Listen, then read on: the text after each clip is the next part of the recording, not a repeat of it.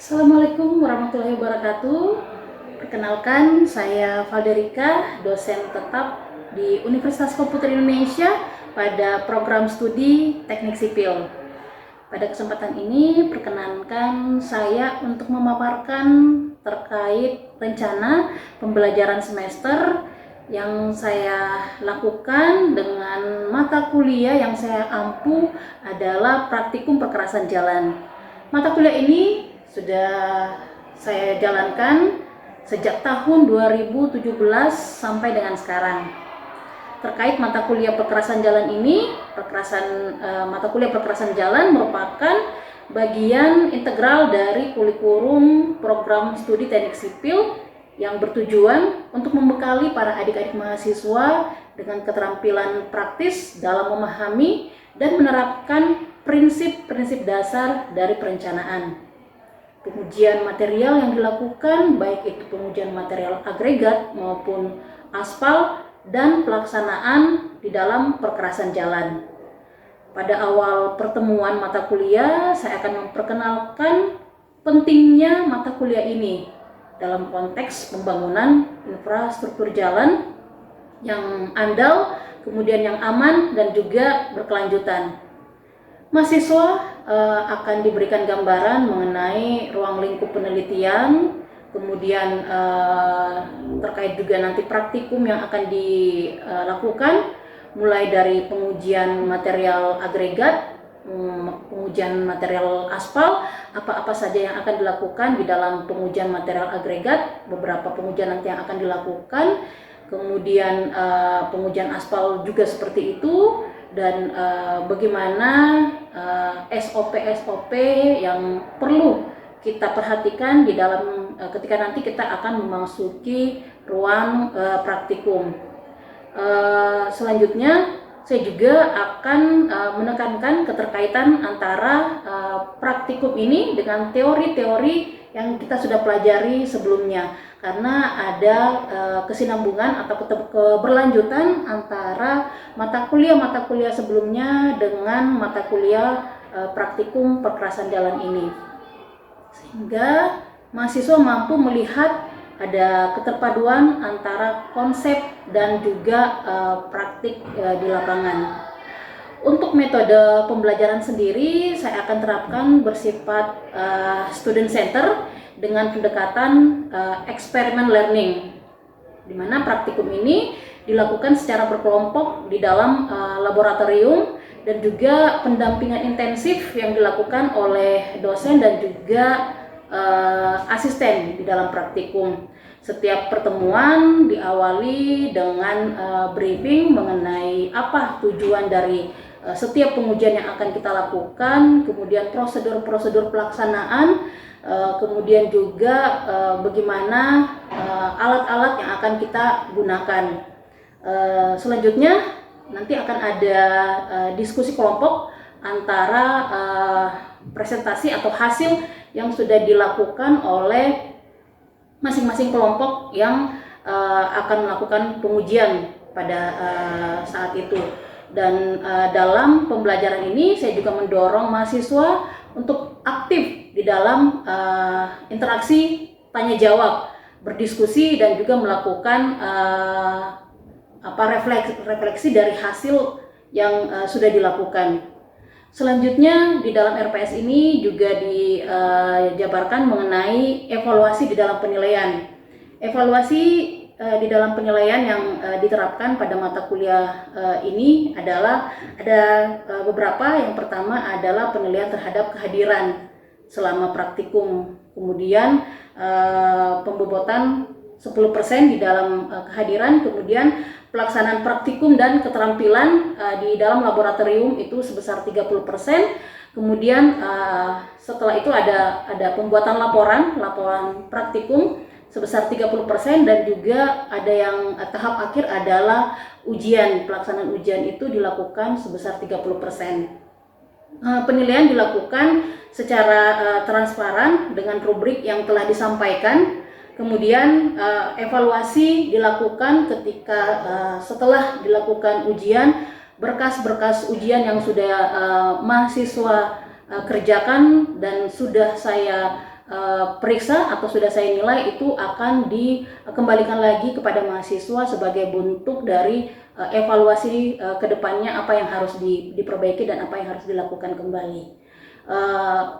Untuk prosedur-prosedur yang sudah dilakukan ini kita akan jalankan sebaik-baiknya, dan kami berharap dengan adanya RPS ini maka sistem perkuliahan akan semakin jelas. Untuk metode pembelajarannya sendiri kita akan lakukan di lab, dan juga akan kita lakukan di kelas. Ada 2 sistem, mungkin untuk tahap awalnya kita akan lakukan di kelas. Terima kasih.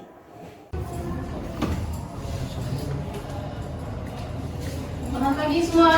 Pagi, Bu. Oke, hari ini kita masuk ke dalam mata kuliah praktikum perkerasan yang akan kita lakukan pengujian. Itu ada 11. Kita juga kemarin sudah bagi kelompok gitu ya, ada 11 kelompok sama dengan pengujian aspal. Ada 11 pengujian agregat yang akan kita lakukan. Yang pertama adalah pengujian agregat kasar, kemudian pengujian agregat halus, kemudian ada pengujian analisis saringan, abrasi menggunakan alat yang jelas. Gunanya apa? Gunanya untuk menghancurkan agregat gitu ya. Sama nanti prosesnya. Kemudian ada set ekivalen, kepipihan dan pelonjongan, angularitas, kantabro, kemudian campuran antara material aspal dan agregat.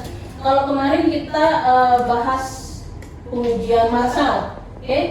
Pengujian marsal ya sebenarnya kemarin sudah dilakukan gitu ya. Yang nomor 10 itu pencampuran material aspal dan agregat. Yang kemarin pengujian marsal, ya. Yang kemarin pengujian marsal itu sudah ada melakukan ini kan, aspalnya sama agregatnya dimasak gitu ya. Nah itu harusnya ini dulu sebenarnya ya. Kemudian masuk ke pengujian marsalnya. Yang terakhir adalah proses pemadatan hingga membentuk benda uji. Kemarin juga sebenarnya sudah ada gitu ya. Yang pengujian marsal itu dia setelah kita melakukan campuran, kemudian kita lakukan proses pemadatan, ya. Proses pemadatan benda uji. Nah, tapi yang sekarang yang proses yang nomor 10 itu pencampuran material. Kemarin sudah dibahas, ada yang namanya suhu pencampuran, ada yang namanya suhu pemadatan. Ya, kemarin juga ada pertanyaan, kira-kira suhu pencampuran dan pemadatan besaran yang mana suhunya? Oke. Nah, kenapa suhu pencampuran dan suhu pemadatan itu penting? Ada yang tahu? Izin menjawab, kenapa suhu pencampuran itu penting? Karena ada aturannya juga, kalau misalnya nanti si suhunya terlalu rendah, dia akan menyebabkan aspal yang seperti apa, dan jika dia terlalu tinggi akan menyebabkan aspal yang seperti apa. Oke.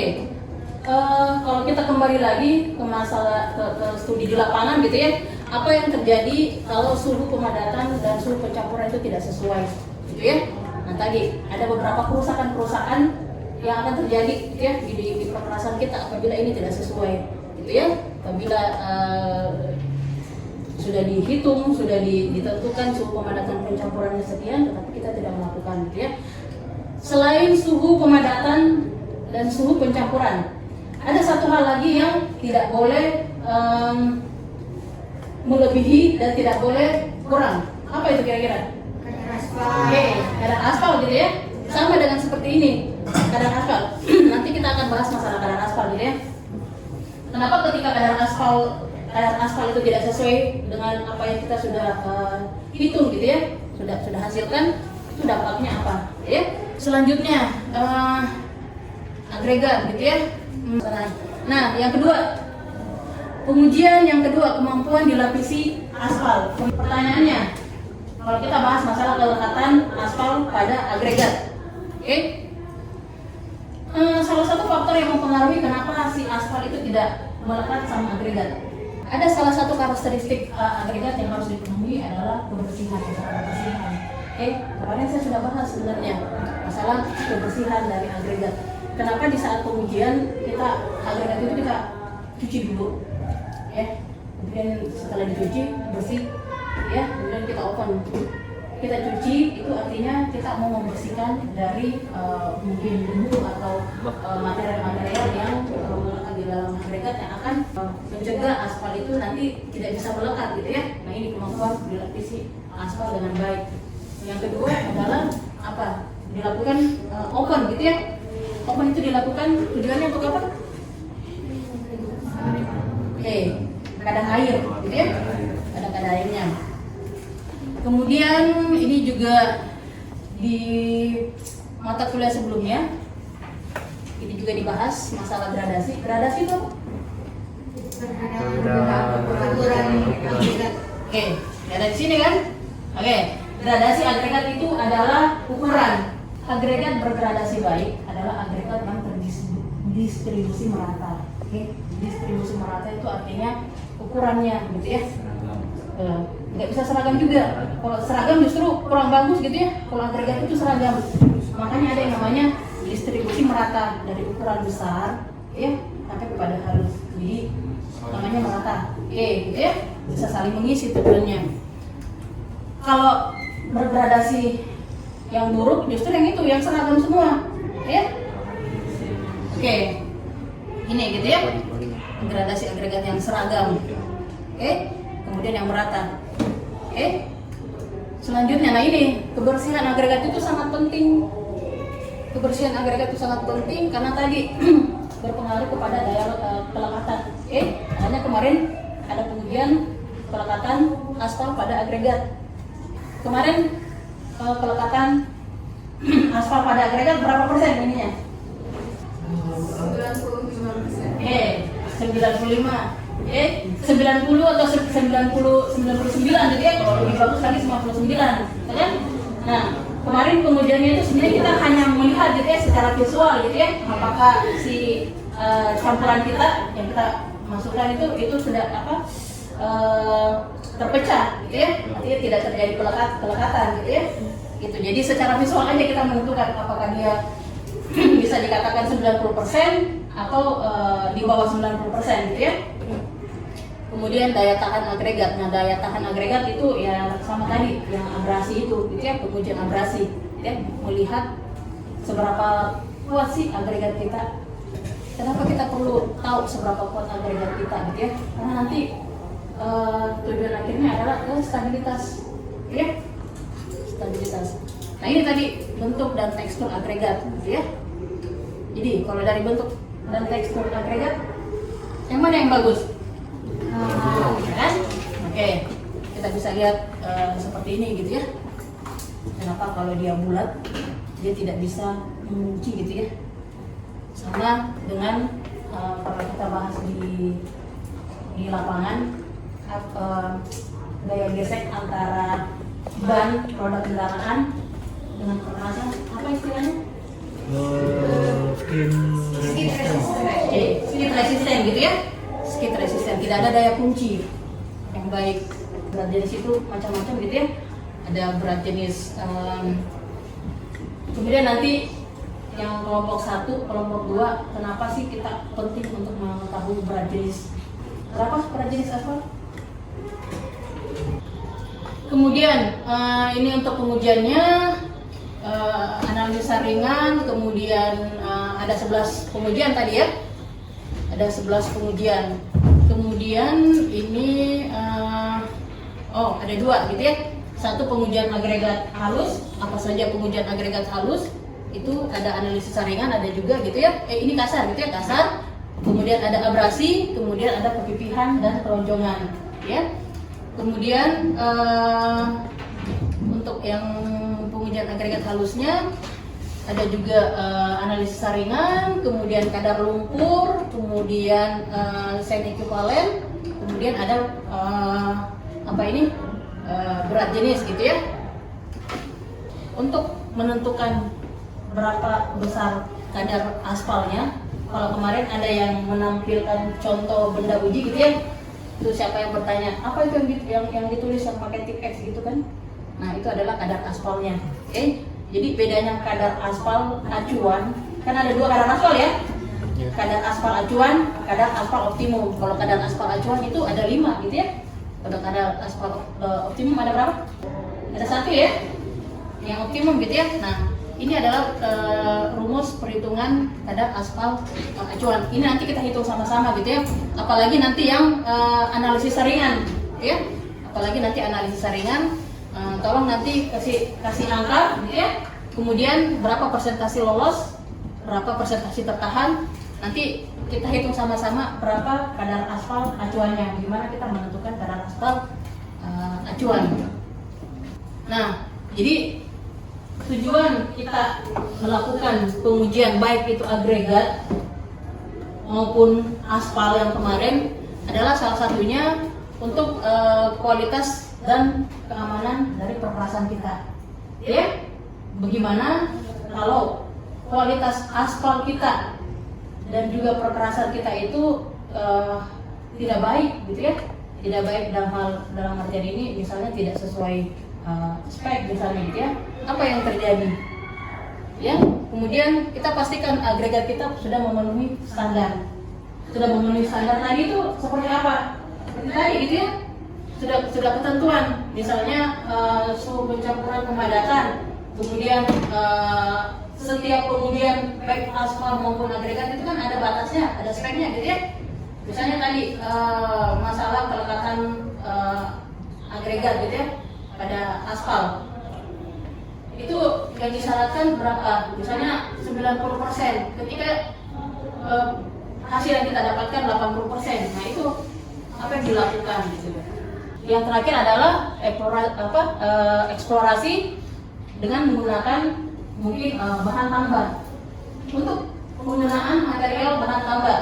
Kemarin kita di kuliah sebelumnya perperasan jalan itu ada beberapa bahan tambah yang bisa kita gunakan, ya. Apa kira-kira? Oke, ada nanosilika, kemudian fly ash, apa lagi? Nah, pengujian sentrifugal. Pengujian sentrifugal. Biasa material apa yang kita pakai untuk kita pisahkan nih? Rap. Ya kan, kita mengambil material aspal yang sudah lama, ya kan? Ya kan? Kita mengambil material aspal yang sudah lama itu bisa kita jadikan, gitu ya. Kemudian ada satu lagi, aspal buton. Aspal buton. Aspal buton. Gitu. Dan banyak material-material tambah lainnya yang bisa kita gunakan. Ini nih. Ini ada nanosilika, kemudian ada juga mungkin slag, gitu ya, slag limbah nikel. Ini material-material yang bisa kita jadikan bahan tambah, gitu ya. Untuk tujuannya apa? Ya tadi untuk kekuatan atau struktural atau stabilitas dari perperasan kita. Nah, tadi ini dua akibat apabila ya tadi gitu ya, spesifikasi tidak terpenuhi. Ini dua kejadian di perperasan kita yang bisa terjadi. Satu masalah deformasi, satu masalah pelepasan butir, gitu ya. Nah, akhirnya nanti menyebabkan kerusakan yang lainnya, gitu ya, kan berawal dari kerusakan pelepasan butir, kemudian retak, kemudian lubang dan segala macam, gitu ya.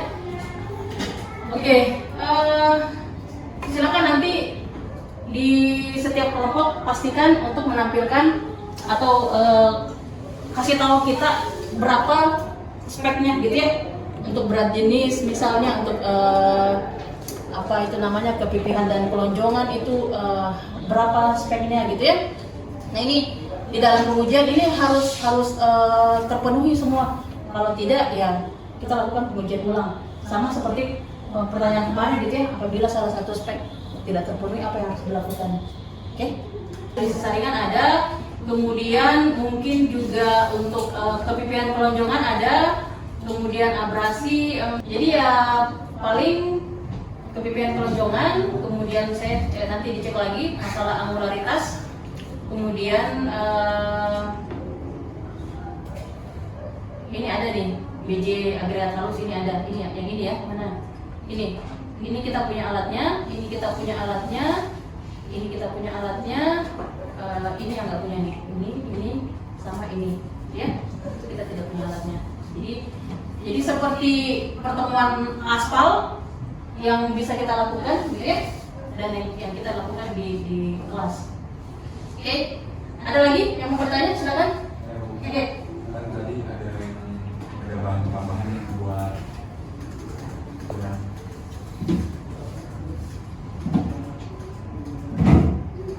Ini. Ada banyak tuh Oke. si dengan menentukan bahan campuran waktu kriteria itu seperti apa gitu. Oke. Biasanya kita pasti sudah ada yang, setiap penelitian pasti ada yang namanya studi literatur, ya, studi literatur, studi pendahuluan. Nah, biasanya dari situ kita bisa tahu, kita bisa membaca gitu ya, material-material apa saja yang bisa dijadikan bahan tambah, gitu kan? Kemudian, oh ternyata dari studi terdahulu salah satunya misalnya yang bisa dijadikan adalah limbah slag nikel nih. Oke, limbah slag nikel. Kemudian kita lihat, oh ternyata dari studi sebelumnya kita cari tahu nih limbah slag nikel.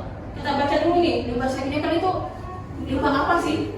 Apa sih keunggulan dari limbah slag nikel? Itu kan? Oh ternyata dia mampu meningkatkan nilai kekuatan. Oh ternyata dia mampu meningkatkan suhu di duktilitas aspal ketika dia dicampurkan di aspal. Nah, setelah kriteria itu kita dapat, barulah kita coba saya menggunakan slag nikel. Tapi berapa persen saya menggunakan slag nikel, itulah namanya kita ada yang namanya kita coba-coba gitu ya, error. Ya, misalnya saya ambil dari 0 dulu nih, atau 0 itu dia tanpa campuran apa gitu ya. Kemudian saya ambil yang paling persentase terendah dulu nih, 1%. Makanya kenapa di dalam penambahan bahan tambah itu biasanya ada beberapa persentase gitu ya, misalnya 1, 2, 3 atau 0, sekian atau 0, sekian berdasarkan dari studi terdahulu gitu ya. Misalnya oh campurannya ini dia menggunakan 0,5, oh coba saya menggunakan 1 itu gimana ya. Jadi saya coba menggunakan 1, menggunakan 2 atau menggunakan 2,5 itu gimana. Jadi cara memilihnya itu seperti itu. Oke. Misalnya, oh dari studi terdahulu mengatakan bahwa nanosilika ini bagus nih, ya. Tapi kira-kira bagaimana kalau campuran saya nanosilika, saya tambahkan lagi dengan misalnya asam buton. Ini belum ada nih, apa yang terjadi, gitu kan? Nah, minimal kita tahu bahwa misalnya nanosilika ini berperan sebagai apa sih keunggulannya dari penelitian yang terdahulu. Ketika kita mau tambahkan, oh belum ada yang pernah menambahkan nanosilika dengan aspal buton. Nah, itu ketika saya mau melakukan pengujian baru, itu namanya keterbangunan dari penelitian kita itu. Ketika saya mau menambahkan, apa yang terjadi? Oh ternyata walaupun hasilnya nanti, oh ternyata dengan saya menambahkan, dia malah menurunkan stabilitas, artinya nggak bagus. Jadi udah itulah rekomendasinya. Oke? Jadi di setiap penelitian tidak mesti kita berhasil, enggak. Namanya kita penelitian gitu ya. Walaupun nanti ternyata hasilnya tidak bagus, oh berarti campuran ini tidak bagus ditambahkan ke material ini. Oke, jadi kurang lebih begitu cara kita menentukan. Oke, ada lagi?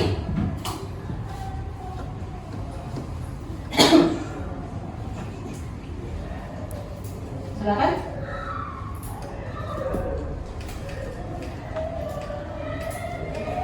Oke, jadi kenapa agregat itu penting kita ketahui atau penting kita lakukan pengujian? Oke, salah satunya tadi gitu ya, ketika dia tidak sesuai dengan spek yang sudah disyaratkan, dapat menyebabkan kerusakan. Oke, ya aplikasinya di lapangan itu akan seperti apa, kerusakan apa yang akan timbul, ya kan? Jadi penting diketahui material kita itu sudah layak dipakai atau tidak, ya. Ketika tidak layak dipakai, artinya ya apa tindakan kita, sama seperti pertanyaan kemarin gitu ya. Kalau tidak layak, apa yang dilakukan? Oke, apakah kita mengganti materialnya atau apa? Misalnya oh ini kurang bagus, apakah harus ditambah material tambah lagi? Atau seperti apa? Ya? Oke, ini sudah dibagi kelompoknya gitu ya. Siapa kelompok 1? Saya sama Faisal. Oke, ini mengenai berat jenis agregat kasar. Kalau lihat dari alatnya sini, gitu ya. Yang mana alatnya di sini? Ini 1, 2, 3, 4, 5, 6. Yang mana? Alatnya sama kayak yang agregat halus tuh. Beda, makanya ini kan 2 nih, kasar dan halus. Sudah dicek belum masing-masing ini? Siapa yang dapat nomor 4, siapa yang dapat 7, dan sudah dicari belum alatnya? Sudah dilacak? Awalnya tuh saya yang saya tuh kelompok 2 ya Bu. Iya. Gara-gara emang suka pertama saja gitu. Iya. Pas lihat praktek, pas dilihat pas praktikum tuh ternyata kelompok pertama, jadi Oke. salah. Anggaplah BJ halus gitu ya. Alatnya di sini yang mana? Yang ini kan? Iya. Yang itu yang di tengah, Ini. yang keempat. Yang keempat ya. 1, 2, 3, 4. Iya. Ya. Oke. Oke, ini broco terpancung. Kita ada alatnya ya? Ada alatnya, ya? Oke. Berarti nanti boleh kita coba di lab ya. Kelompok 2. Kemudian ini untuk BJ agregat kasar gitu ya. Ini kita tidak punya alat untuk peredam, tidak ada. Ya. Kemudian kepipihan kelonjongan. Siapa kepipihan kelonjongan? Ada di sini? 6.